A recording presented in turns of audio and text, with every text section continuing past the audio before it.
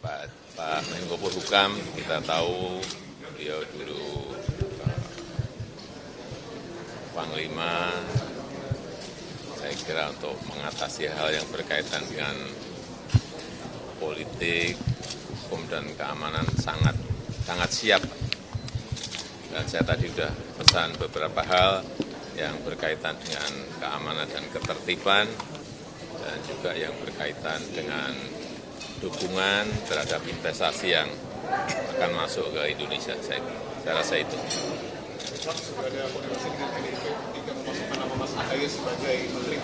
Gimana?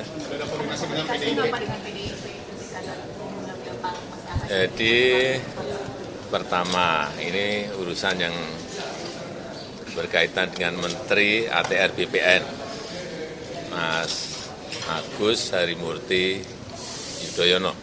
Kita tahu beliau ini Ketua Umum Partai Demokrat pertama. Beliau juga alumni Akademi Militer Akmil, juga pendidikan di Nanyang University, di Harvard University, di Webster University. Saya kira saya tidak ragu memberikan tempat untuk Kementerian ATR BPN karena ini urusan manajemen. Saya kira beliau akan sangat siap.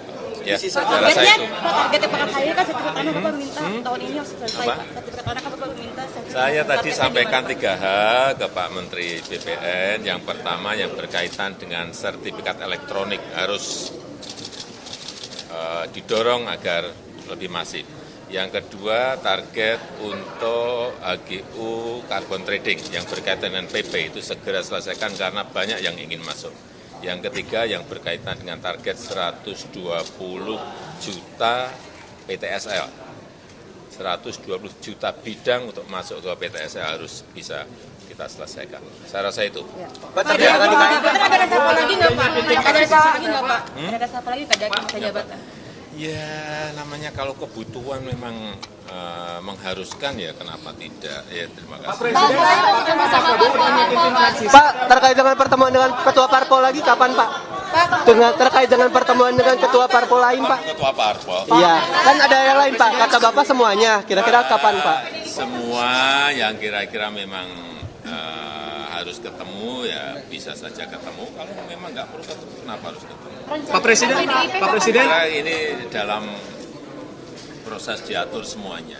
Karena saya memang ingin menjadi jembatan semuanya. Ya. Pak Presiden, Pak Prabowo udah nyiapin tim transisi katanya Pak, ada masukan Pak?